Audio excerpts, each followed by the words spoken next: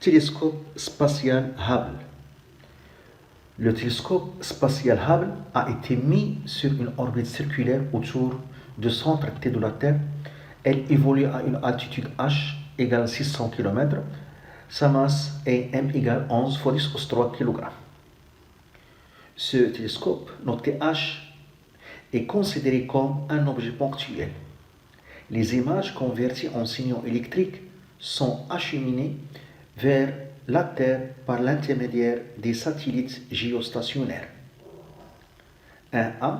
Donner l'expression littérale de la valeur de la force de gravitation que subit le télescope. B. Calculer la valeur de cette force. 2. Le mouvement du télescope est étudié dans le référentiel géocentrique. A. Montrer que le mouvement circulaire est uniforme. B. Établir l'expression littérale de sa vitesse puis la calculer. C. Déterminer sa période de révolution. Données G égale 6,67 fois 10 au 11. Données G égale 6,67 fois 10 au 11 en unité légale dans le système international des unités. RT égale 6380 km. La masse MT de la Terre 5,98 fois 10 au 24 kg. A. L'expression littérale de la force de gravitation. L'expression littérale de la force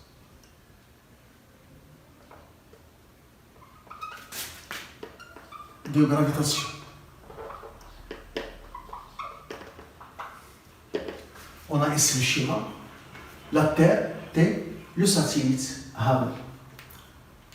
Donc, d'après la loi d'attraction universelle de Newton, la Terre exerce une force sur le satellite. Son expression F, exercée par la Terre sur le satellite Hubble, est égale à la constante G de gravitation universelle fois la masse de la Terre fois la masse du satellite Hubble sur la distance R au carré, la distance R entre le centre de la Terre et le centre du satellite.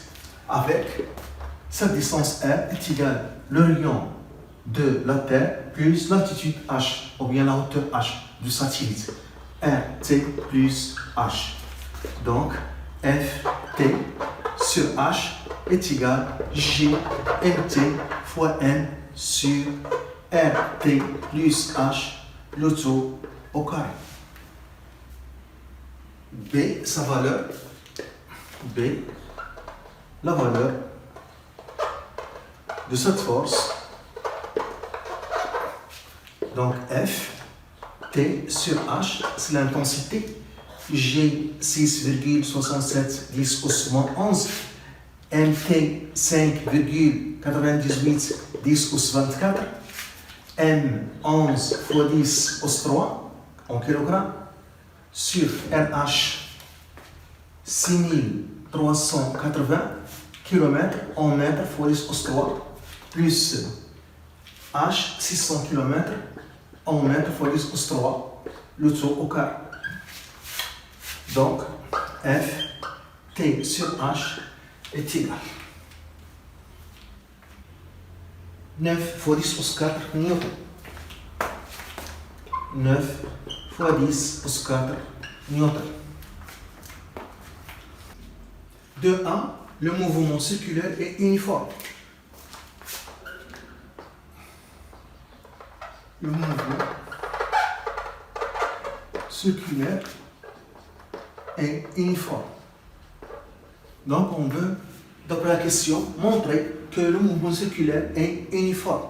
On applique la deuxième loi de Newton. Donc on a la somme des forces extérieures appliquées est égale à G. On considère dans ce cas qu'il y a une seule force, c'est la force d'attraction gravitationnelle de Newton.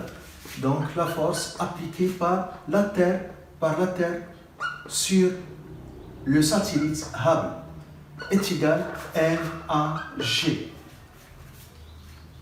la force exercée par la Terre sur le satellite FTH a le même sens que le vecteur unitaire N.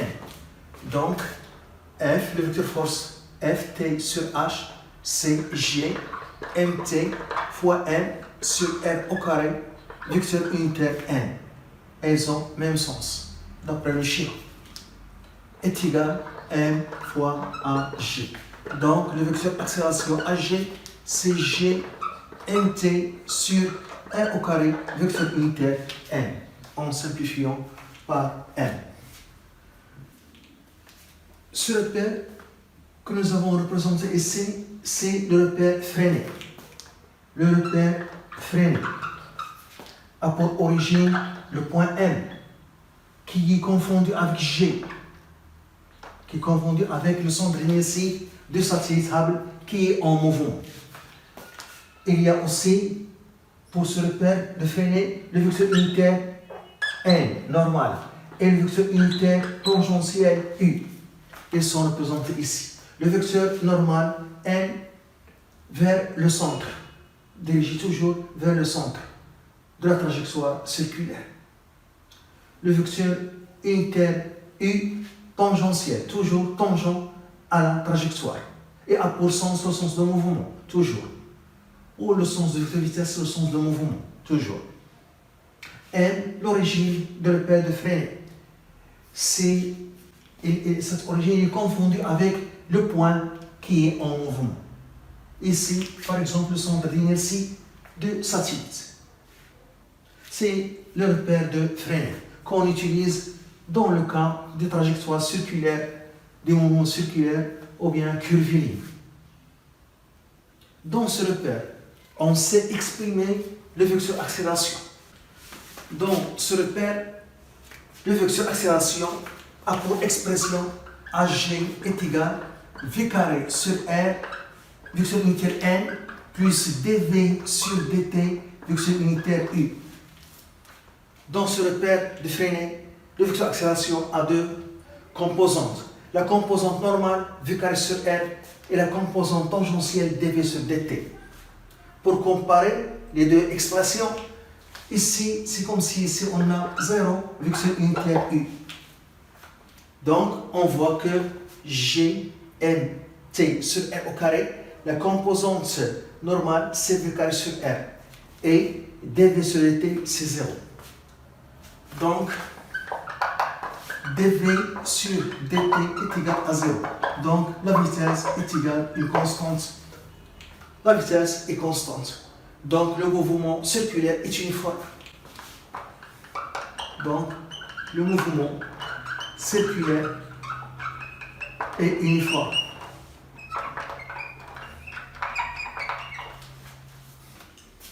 B, l'expression littérale de la vitesse et sa valeur. L'expression littérale de la vitesse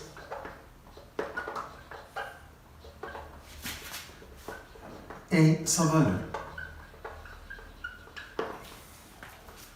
Donc, on a vu que V au carré sur R, la composante normale de vecteur accélération, est égale à G mt sur R au carré. Donc, V au carré, on simplifie par R, est égal à G mt sur R.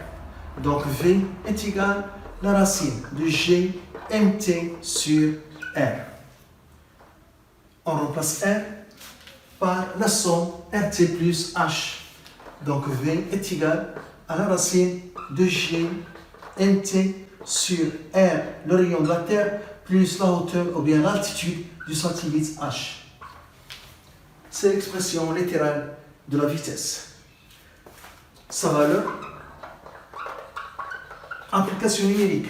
Donc, V est égal à la racine G 6,67 10 pouces moins 11. La masse de la Terre, 5,98 10 pouces 24 kg. Le rayon de la Terre, 6380 km en mètre fois 10 pouces 3, plus H, 600 km en mètre fois 10 pouces 3. Donc, application numérique. On trouve 7560. 7560 mètres par seconde. C'est la période.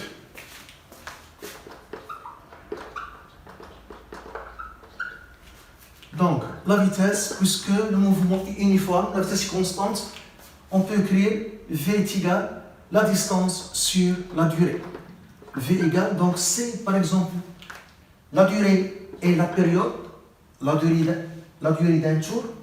Donc la distance qui correspond à un tour, c'est le périmètre du cercle. Donc c'est 2pi fois r. Donc T qu'on cherche, 2pi r c rt plus h sur V.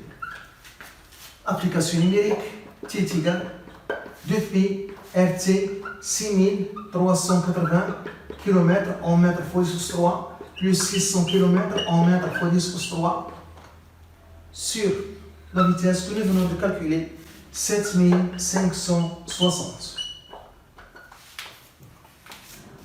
On trouve 5798,2 secondes. La conversion en heure. La conversion en heure. On divise par 3600. Et on trouve 1,61 heures. Il y a 1 heure et 0,61 heures. Donc ça, c'est 1 heure plus 0,61 heures converti en minutes fois 60. Donc on trouve 1 heure et 0,61 fois 60 minutes, 37 minutes. Voilà. C'est la période.